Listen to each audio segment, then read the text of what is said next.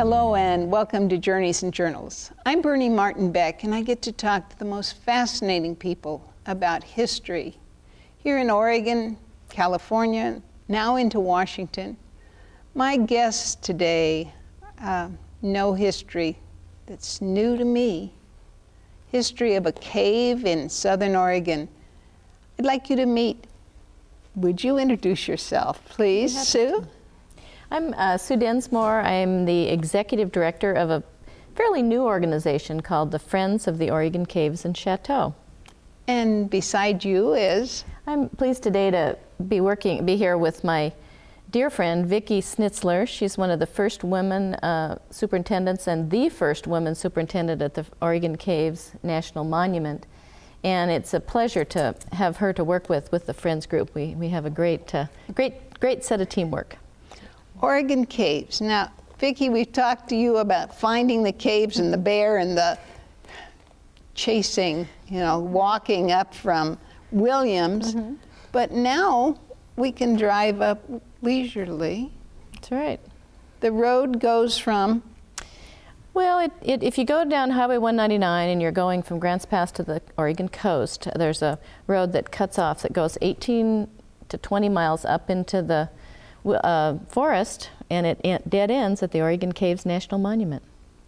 So this road was built with great care.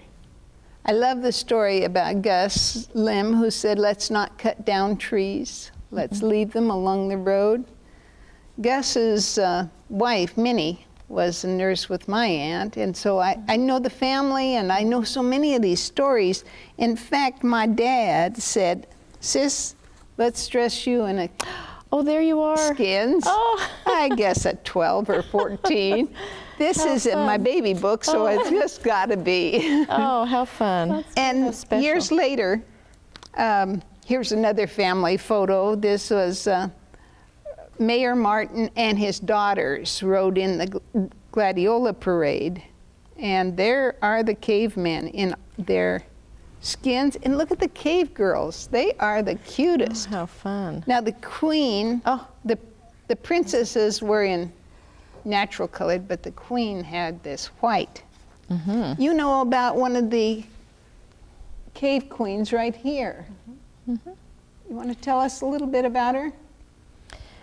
We have been fortunate over the last year to get to know Joan Mompson, and she has shared with us a lot of the history of her own family. Her mother was a cave queen, and her father was a caveman, I believe, as well. And they had the Greyhound franchise here in Grants Pass, and so one of the really fun stories about the Oregon Caveman is that because he was a Greyhound bus driver, they were able to be the Oregon Cavemen were the first people to drive across the Golden Gate Bridge, and apparently they drove up in their normal clothes and then switched to their caveman clothes, and he was able to drive the bus across because of his work. And so that was her father. And then she went on to be a cave queen, I think twice, cave princess, and she's just tells us wonderful stories, many years of joy in being a part of the Oregon Cavemen. Well, out at Pottsville is a genuine simulated cave Golden Gate Bridge that they took and said, now you build it this way. And the cavemen held up the cutting of the ribbon until they checked it all out. Now that's available out at Pottsville. Any Father's Day you can go see it. Well, and of course Debs Potts was a former mayor of Grants Pass and was one of the mainstays of the cavemen, I would say, and of course went on to be a very distinguished state senator and many other things in this region. So. And he loved it. He did. He loved it, and the cave outfits were pretty funny. I don't know that I have permission to show this picture, but there are the cavemen, and Mel Venter had a radio show. Mm-hmm. and they brought him. Now, what's about initiating him into the Oregon caves? Well, our understanding is that, first of all, they used to come up and open the caves every season. The cavemen would come, and then they have lots of pictures of them in the Oregon caves. But our understanding is that they would, they love to surprise people and show up at a press conference, like with a governor or something, and they'd pop up behind, and the cavemen would be on television in the early years. And then they also, the story goes that you were supposed to drink blood and eat raw meat if you wanted to become a caveman. So there were many people that were initiated into the cavemen only if they could do those things. So I know that the blood was really tomato juice with Tabasco. It didn't taste good anyway, we know that. But I had a funny story of the cavemen wanted to be in the Rose Parade, and they wouldn't let them in and wouldn't let them in. And finally, they went up and they said, should we go to the meeting with our suits on, or should we wear our caveman outfit? So they ended up deciding they were going to go in their caveman outfit, and one of the men had a business meeting following in downtown Portland, and they had false teeth. That one of the cavemen was a dentist, and so he had his false teeth in that were his caveman teeth, and he left the meeting and went to his business meeting with his caveman teeth in, and he was so embarrassed. And he said he didn't know what to do once he got there because he had these awful teeth, and the person didn't have any idea why he had those terrible teeth on. But they did get in the Rose Parade as the only walking. And they were in it for many years following.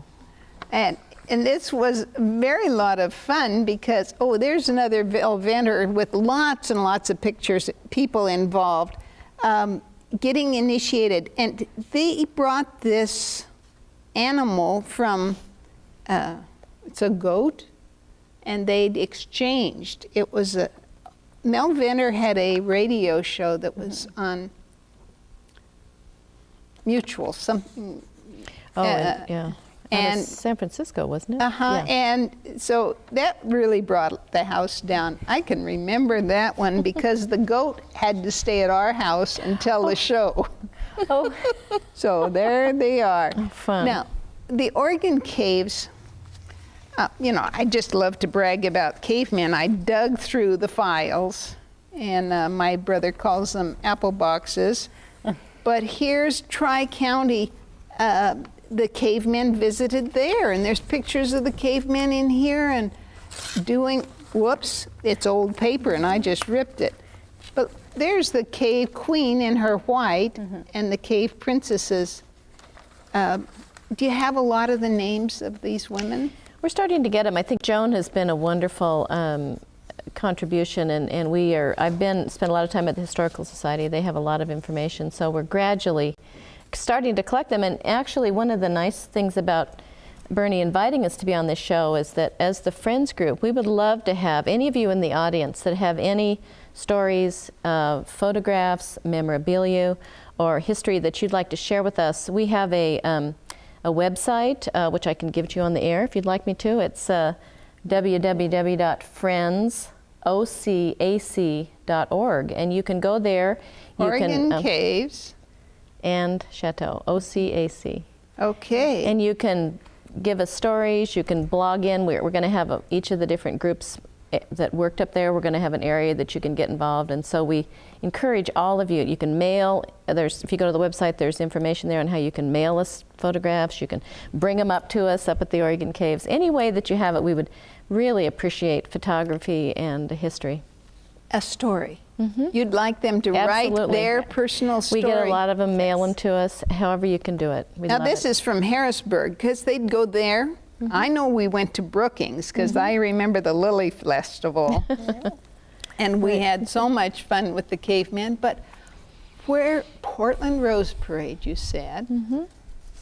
I think that was one of the things that Joan commented on, that it was such a wonderful opportunity as a young woman because of the way they got to travel everywhere, and that wasn't typical at that age to be able to be going to so many different places. And it was highly honorable group. I really heard such wonderful stories. Well, now this is at an international Studebaker. Of course, I have pictures of Studebakers, but there they are. Look at the wild and crazy fella. And I have all these 8x10 or these 4x5 graphic negatives. They cost a bit to develop, but Here's all your prints, yeah. prints. Many prints. Now, but you brought things that somebody else has shared with you. What have you there? Well, we've started, like we said, from the website and other opportunities. From 1934 to 1968, the Oregon Caves National Monument was managed by a concessionaire, and they brought 60 college students up there in May, and they stayed through September, and they did everything. They gave the cave tours, they cleaned the chateau, they cooked the meals, they did everything. And they're starting to come back. We have pictures like this. Here's an example. I think this is 1948, it says. And this is the whole crew. And then I've started to, this is a picture of some of the people, the women that are in this picture now. They're still friends. They live in Corvallis, and I went to actually visit them. And so anything that people can tell us about that, if you can come back and tell us stories. There's another group from 1968 that come back every 5 years, and there are 7 marriages from that group, and they're still married, and they live all over the United States, and it was one of the beginning times of their life. I mean, they were 18 to 22, and they just really enjoyed their summer, and they said it was such a good, healthy fun that they had. They said they had a lot of fun, but it was good, healthy fun. Well, and the tradition continues. We just had 2 cave guides that were for the Park Service last year who got engaged in Miller's Chapel. And What's Miller's Chapel? It's one of the rooms inside the cave. Oh! And they're getting married next Saturday. What about weddings? Gus, Liam's niece, Connie Palmer, was actually married. She was the first person to be married in the chateau. She was 21, and there wasn't any photography taken because they couldn't find a photographer in Grants Pass that would go all the way out there. Her wedding dress, I guess, is at the Historical Society here, and I talked with her before she passed away, and she was just a lovely, very kind of outgoing, I wouldn't say so much nervy person, but what fun to have her wedding there. And they giggled. She had her 50th wedding anniversary there, and her husband, Slug, is what his name is. Slug Palmer is he's connected to the Palmer chairlift on Timberline Lodge, Timberline. And so their family goes a long way back in the history of lodges. And of course, her father was the chairman of U.S. Bank in Grants Pass, and was the chairman of the company that actually built all the facilities that are up at the Oregon Caves. And so, and we're looking forward to this July. We're going to be in Oregon Bride magazine as one of the top kind of special places to have a wedding in Southern Oregon, is up at the Oregon Caves. So it comes around, it still is a great place to be for that.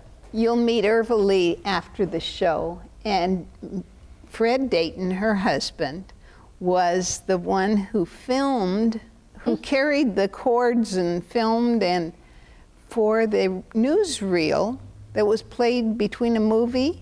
Oh, okay. And he then got involved in the movie that they had. I don't know what the name of the movie is, but it's pretty fascinating. Yeah, I think there's been several different movies filmed up there. We do know that Jerry Frank, who is at Myron Frank, who sold us the furniture, was a part of one movie. And then we think that Old Arizona is one that has some of the furniture in it. So I don't know exactly the one you're speaking of, but I think there have been a variety of different movies filmed up there, and we should have all of them playing in the lobby. You better get us the information, or anybody in the audience that has information, send us a copy of the movie and we'll run it in the lobby. That would be great wonderful. fun. Well, Fred Dayton wore his skins for this wedding in the newsreel. And I got very cold. I would imagine.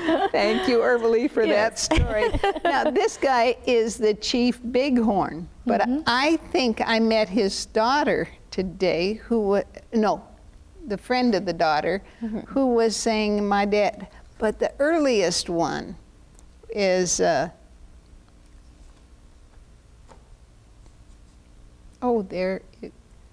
the name is gone, but I'll put it in right there in print.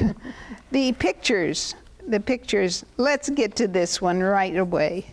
Why, what, This What's is the going on? same thing here, right? That is, that's right. It has history of the people, the places, the things. Where were we?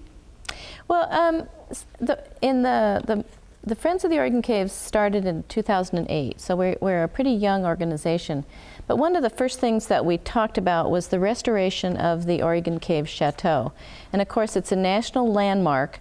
The monument itself is a historic district, but the actual physical chateau is also a national landmark. It's 75 years old, and there aren't too many, and I think it is the only landmark that has lodging in Oregon.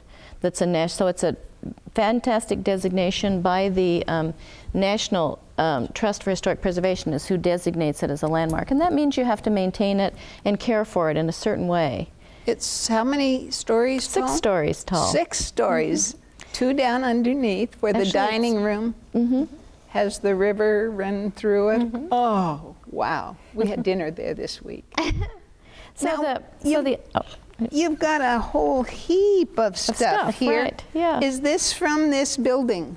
That's the dining room with the original Monterey furniture in it. That when a flood came through the monument, actually, and most of that furniture, unfortunately, went down the canyon. But the rest of the lodge has the largest collection of Monterey furniture, public collection of Monterey furniture, in the West, at least, that we believe. And the Monterey furniture is a hand-painted, historic, interesting furniture that people like Diane Keaton collect, and we do have an example over here. Our goal is to fill all the rooms again with the Monterey furniture, and the Friends are working on engaging citizens and your contributions to fully restore the chateau. It is original, which is good and bad. You can hear the people breathing in the room next door, and the plumbing's pretty old, but the really beauty of it is original, and that means that it can be restored. Now this would be an original room. 1934, that picture Now was you taken. have the restored room.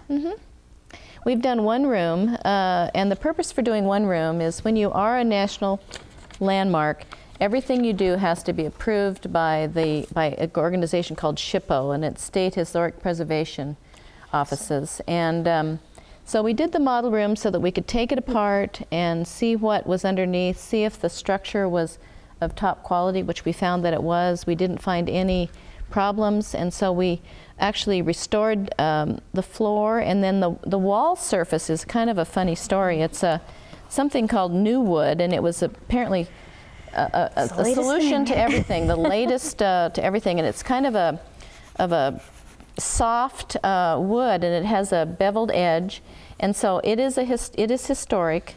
So we had to figure out a way to replace it, and so we did it with sheetrock, and we were successful in also reproducing the texture, so that the State Historic Preservation Office will allow us now to move forward with the restoration. That was one of the stopping points, and so we've created a new product, and then it had this funny surface on it, which is a fire retardant, but it's original. Nothing else has been done to it. It's 75 years old, and here it is, just as it was. So, and this is fire danger, right down there. It is. And you're trying to make it a safe place. Right. Well, and plus, it was called new wood then, but it's old wood now. You can't. It's not a product that exists even anymore. replace it. So you can't restore it or put new fiberboard. wood. Yeah, exactly. It's similar to Furtex, in case you remember that stuff. Now, But we found that the trim, however, is also original, 75 years old, but beautiful and can be kept just as it was. We don't have to redo. The color is even nice. Everything about the trim is original. The doors, the windows, all of that can be taken off and put back on and kept the way it was. Now, some of the caves had been modernized, right? They put in modern furniture and they put in modern colors. The rooms are not, the furniture has been, a lot of the Monterey furniture has been either broken or is not available for use anymore, but the rooms are pretty much still, they still have they look like this, but the wall surface is pretty much the same. Now in the caves themselves, they did a lot of kind of remodeling activities actually, out in the caves, but in the actual chateau, we've kept it pretty much as it was. Now, I stopped by the Chamber of Commerce, and they've got wonderful pieces of literature, and they'll gladly welcome you to come and learn more about the caves. I mean, they've even got cups and decals, and I love this caveman. He's so cute. But the caveman has gone through many different stages. Absolutely, and I think one of the most fun things the Friends has been working on is if you drive into Grants Pass, of course, the entrance, there's a caveman. And a lot of people who are new to Oregon or even new to Grants Pass will look at that and say, why is there a caveman at the entrance to Grants Pass? And there's cavemen, the Grants Pass High School, they're the cavemen. You've got cavemen, electric cavemen. So one of the really fun things we're doing is to bring the Oregon caves back down to I-5 and on out to the rest of the state, and to remind people that the reason that caveman is there is because the Oregon Caves National Monument exists in rural Josephine County. The caves is an important tourist. I remember the train would come in, the Oregon Caves, it's kind of like a limo, kind of like a stretch limo, and it would have the Oregon Caves, and people would come out with their fancy suitcases off the train. Just many, many people. And they came from Greyhound too. Well, and we have on this little flyer over here, we have little cards where people used to sign in and where they came from. Even as remote as it was and as hard as it was to get to, people came from San Francisco, Portland. We now have people from many foreign countries. If you go there for dinner, there'll be people from Europe, people from all over the United States that come. They tour all the national landmarks, all the lodges, and all the monuments. And so our audience is just far beyond what you think would be up at the Oregon Caves or even in Josephine County. And there's lodging for the night. There's a snack bar. Oh, folks, it looks right out of here. I mean, I sat on a stool and whirled around just like I did when I was a kid. Yeah, there's 23 rooms in the lodge, and then we have the diner, we call it, which is where you were, and the best blueberry milkshakes. Blueberry or blackberry? Blackberry. Blackberry milkshakes. I better go back. Anywhere. And then we have fine dining in the dining room where you can have an evening fine dining. And then we're also working on another, we find that we're becoming more family oriented, not that we weren't before, and so we're looking at restoring the guide dormitory, which is where when those 60 kids used to come up there every summer, the boys stayed in the dormitory and the young women stayed in the top of the chalet, which is currently the Park Service offices where they still have interns. But so there's lots of opportunity to stay, to eat, and to participate as well as take a tour. Now, these are plans, really, the way it was. Thank goodness for people who had vision that they could build this in a canyon, right? Yep. Speaking of that, when the floods came in 1964, what happened? Well, this was a storm that was significant all up and down the coast, and it was a combination of melting snow and the rain on top, and it came from up above the same canyon, and it came actually down through the breezeway in the chalet and across the road and into the bottom floors of the chateau. And the manager was, really thinking, and he opened doors and knocked out windows to let the water pass through, and that's probably what saved it. Because it really was a damaging flood. Well, and you talk about the Liam family. Bob Liam is the son of Gus Liam, and he was an engineer, and he said, and it was off balance enough that they said, what can we do? And they put 2 D9 cats and a bunch of cables, and they just righted it up again. And it's been the same way ever since. A little off place here and there, but for a period of time, a few hours, maybe a few days, they really thought maybe they had lost the chateau after that storm. Because it's 6 stories high in that canyon. Perfectly secure now, and it's going on for another 100 years. So. Beautiful place to meet. That's the lobby in 1950, and so we're hoping to restore it. We've got a partnership with Pendleton, who's a 100-year-old company in Oregon, put some Pendleton blankets and Pendleton details in the rooms. And then we're working with Miller Paint, who's another longtime Oregon company, and we're hoping to honor the age of the Oregon Caves and Chateau, but also the other companies that have been around for a long time.